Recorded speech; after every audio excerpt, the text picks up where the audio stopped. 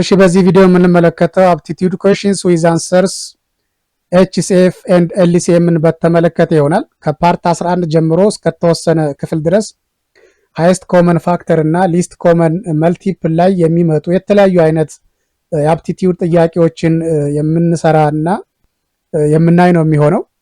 እነዚህን ጥያቄዎች ለማግኘት እንደተለመደው ዩቲዩብ ላይ BIC አካዳሚ ወይም ቢክ አካዳሚ ብለው ሰርች በማድረግ ሰብስክራይብ ማድረግ ይችላሉ ቻናሉን።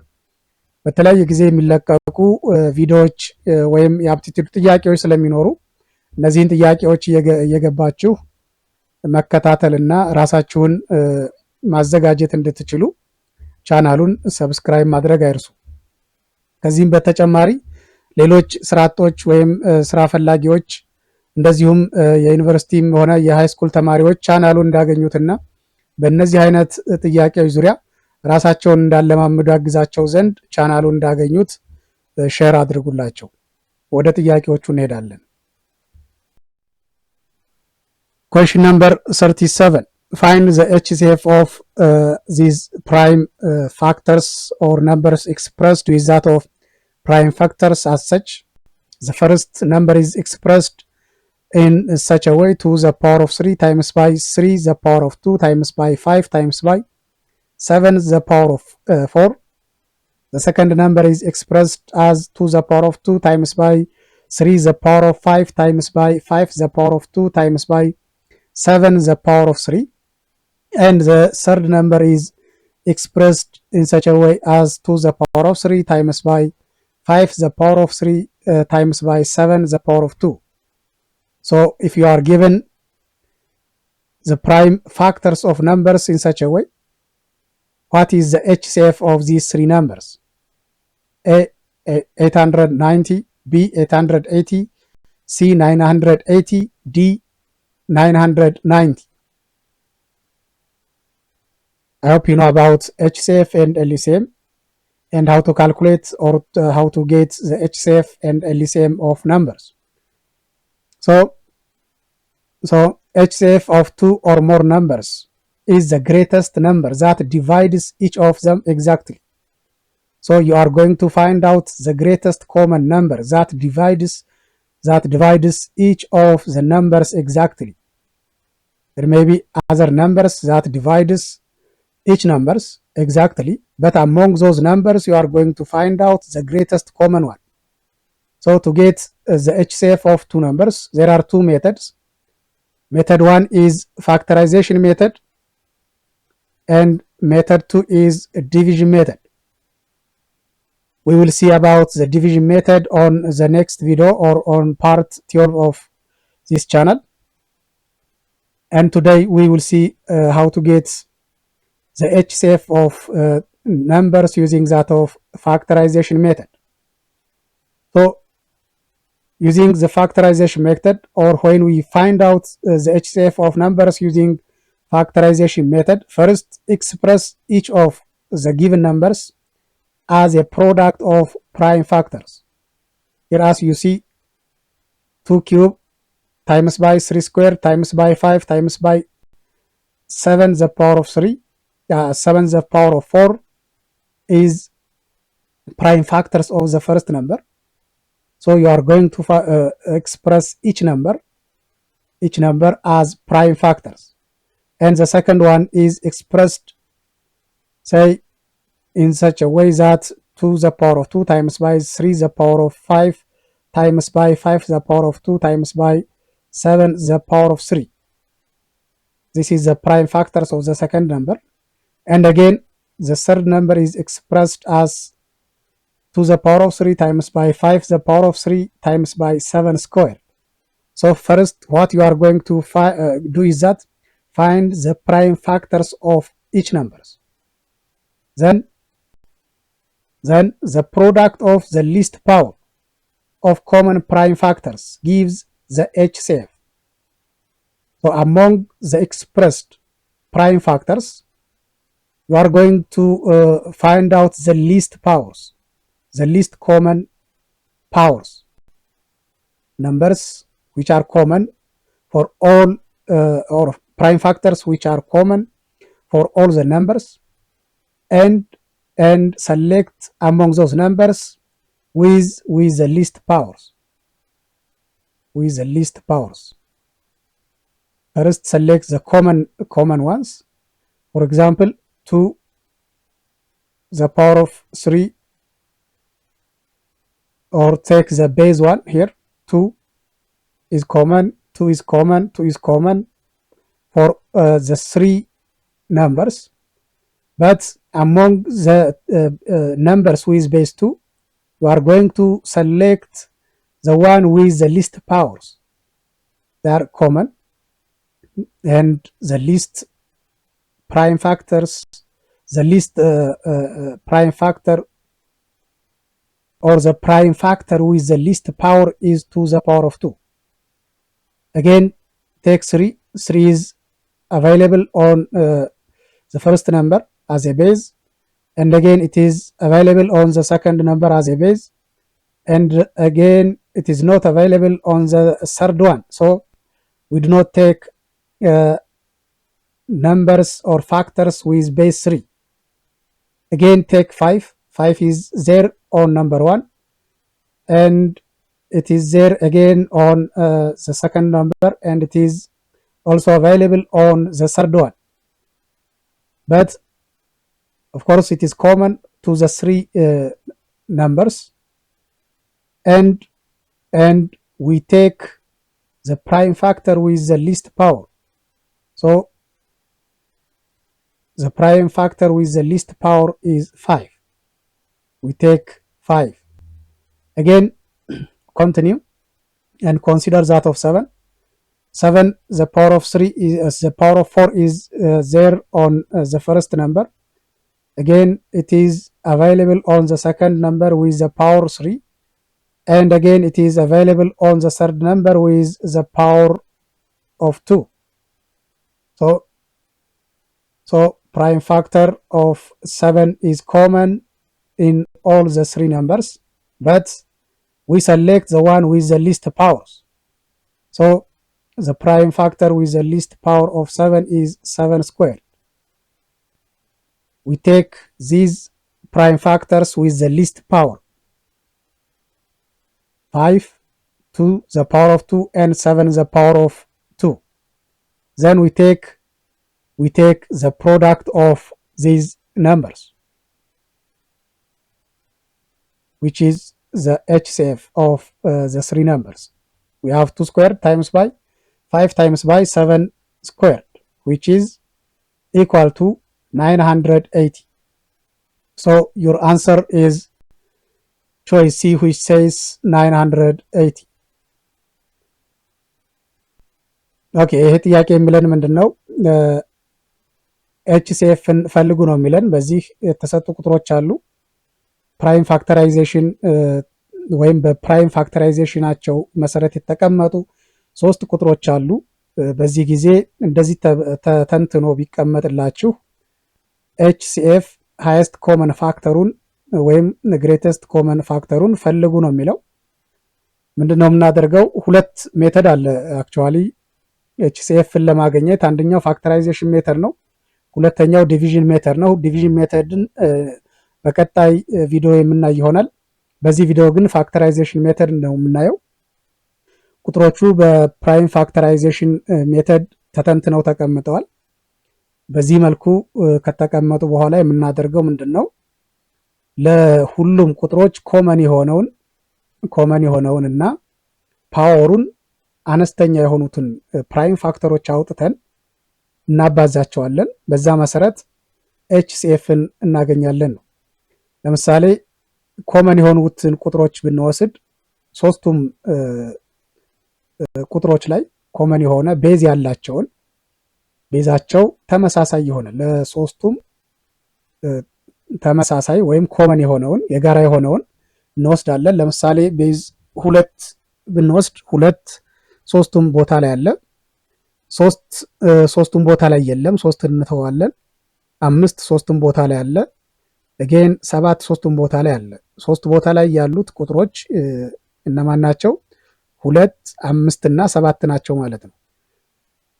ስለዚህ እነዚህን ኮመን የሆኑትን ከወሰድን በኋላ ፓወራቸውን ሊስት የሆነውን አነስተኛ ፓወር ያላቸውን ሰሌክት እናደርጋለን ማለት ነው።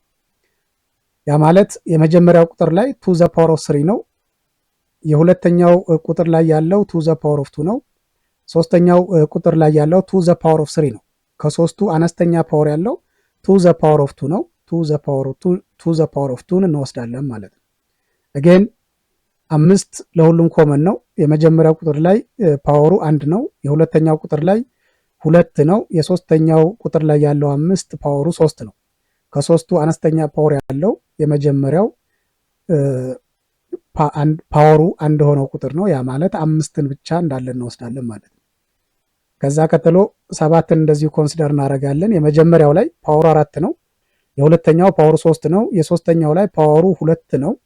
ያ ማለት አነስተኛ ከሶስቱ ፓወሩ አነስተኛ ወይም ትንሽ የሆነው 7 ስኩዌርድ የሚለው ነው። ሶስቱን እንወስድና ሶስቱን 2 ዘ ፓወር ኦፍ 3 5 እና 7 ዘ ፓወር ኦፍ 2 ከወሰድን በኋላ እነዚህን ቁጥሮች እናባዛለን ማለት ነው። አብዝተን የምናገኘው ቁጥር ምን ይባላል? HCF ይባላል። ስለዚህ መልሳችን ቾይስ ሲ ነው ማለት ነው።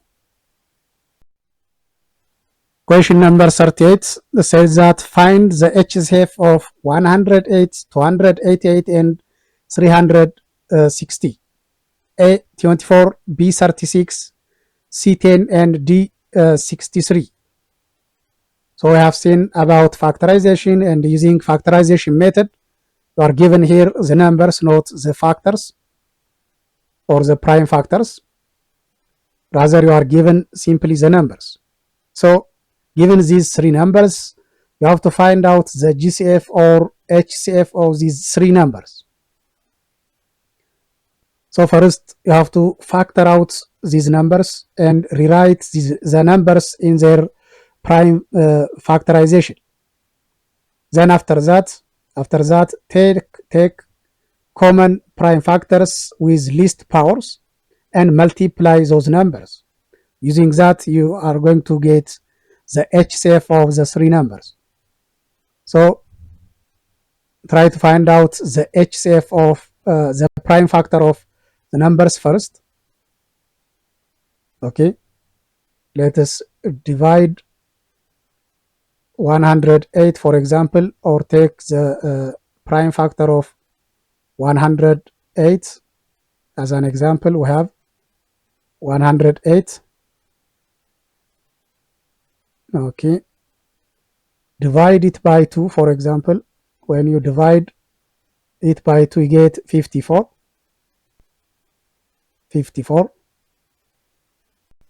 Okay, it can be rewritten or it can be divided again by 2. 54 can be divided by 2.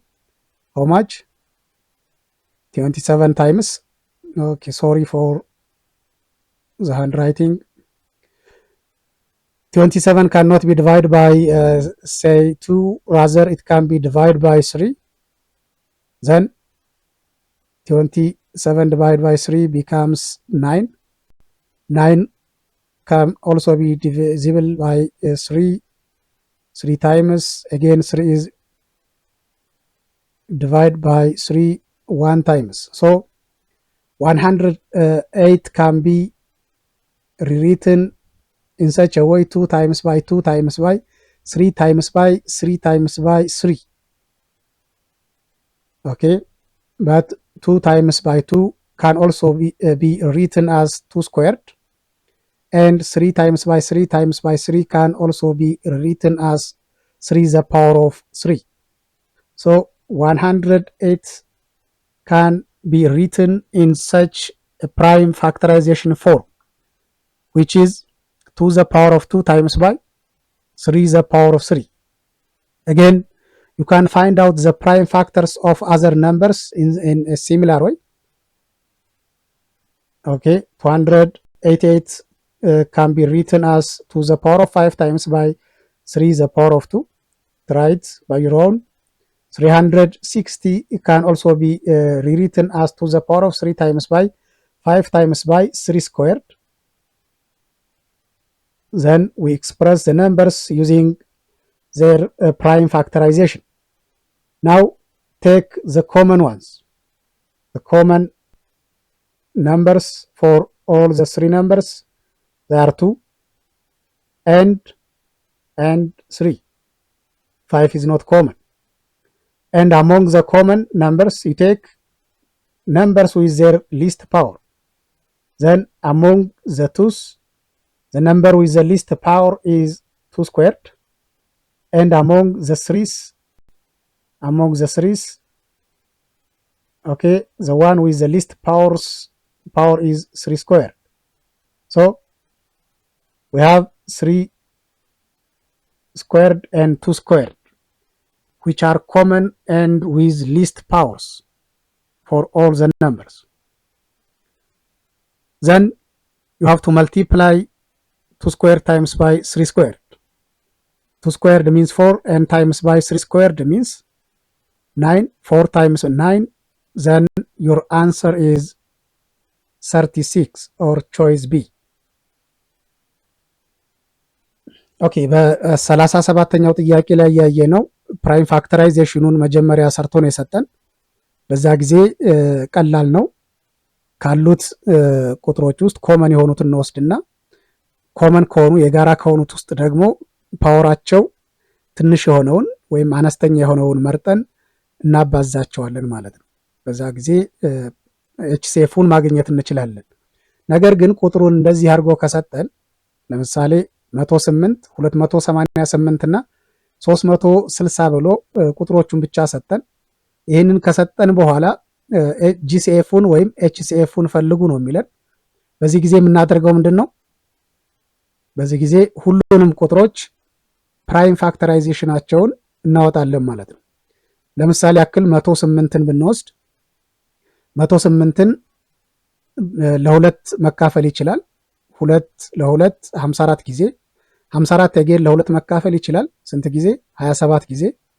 27 ለሁለት መካፈል አይችልም። ቀጥሎ ያለውን ቁጥር እናያለን። ለሶስት መካፈል ይችላል። ቀጥሎ ላለው ፕራይም ነምበር መካፈል ይችላል ለሶስት። ዘን 27 ለ3 9 ጊዜ 9 እንደዚሁ ለሁለት መካፈል ኤግዛክትሊ መካፈል አንችልም። ለማን ማካፈል እንችላለን? ለሶስት ማካፈል እንችላለን። ስንት ጊዜ? 3 ጊዜ።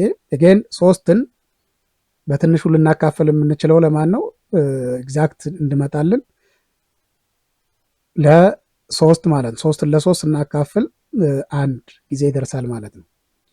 ያ ማለት ይህንን ቁጥር እንዴት አድርገን እንተነትናለን? 2 ሲባዛ 2 ሲባዛ 3 ሲባዛ 3 ሲባዛ 3 አድርገን መጻፍ እንችላለን ማለት ነው። 2 ሲባዛ 2 ይህን እንደገና በሌላ ፎርም ወይም በፓወር ፎርም ኮንቨርት አድርገን መጻፍ እንችላለን። 2 ሲባዛ 2 ማለት 2 ስኩዌርድ ነው። 3 ሲባዛ 3 ሲባዛ 3 ማለት ደግሞ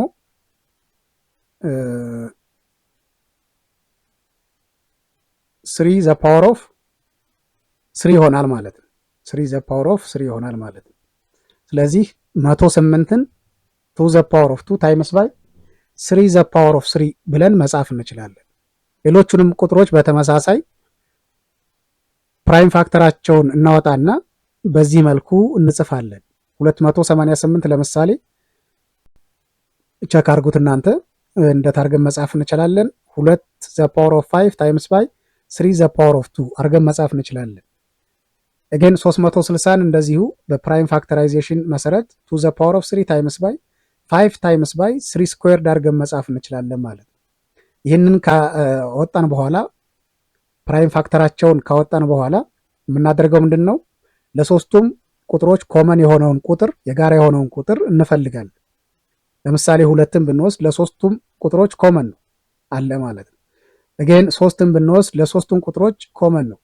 ሌላ ያላየነው ቁጥር 5 ለምሳሌ ሶስተኛው ቁጥር ላይ ያለ አንደኛውና ሁለት ላይ የለም። ይሄንን እንተዋለን። ኦልሬዲ እናስወግደውና 2 እና 3ን የጋራ አግኝተናል።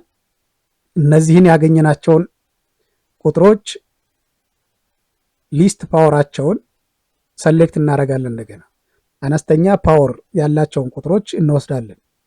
ካሉት የጋራ ለምሳሌ 2 3ቱም ቦታ አለ። ፓወሩ አነስተኛ የሆነው 2 ዘ ፓወር ኦፍ 2 ነው ማለት ነው። 2 ዘ ፓወር ኦፍ 2 እንወስዳለን።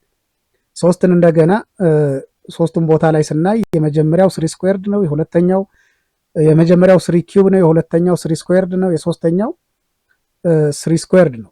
ከነዚህ ከሶስቱ አነስተኛ ፓወር ያለው 3 ስኩዌርድ ነው። 3 ስኩዌርድ እንወስዳለን። ዘን 2 ስኩዌርድ ታይምስ ባይ 3 ስኩዌርድ ምንድነው ማለት ነው? ኤችሲኤፍ ነው ማለት ነው። ስለዚህ 2 ስኩዌርድ ታይምስ ባይ 3 ስኩዌርድ 2 ስኩዌርድ ማለት 4 ነው።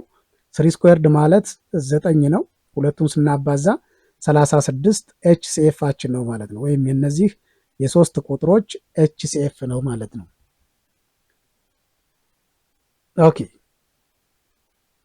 ቀጣይ ተመሳሳይ በዚህ በኤችሲኤፍ እና ኤልሲኤም በተመለከተ በተከታታይነት ለማስረዳት ሞክራለሁኝ። እናንተም አብራችሁ ለመከታተል ሞክሩ። ቻናሉን ለማግኘት ቢክ አካዳሚ ብለው ዩቲዩብ ላይ ሰርች በማድረግ ሰብስክራይብ ማድረግ እና በተለያየ ጊዜ የሚለቀቁ ቪዲዮዎችን ወይም እንደዚህ አይነት ጥያቄዎችን ለማግኘት ያግዛቸዋል። መልካም ቆይታ።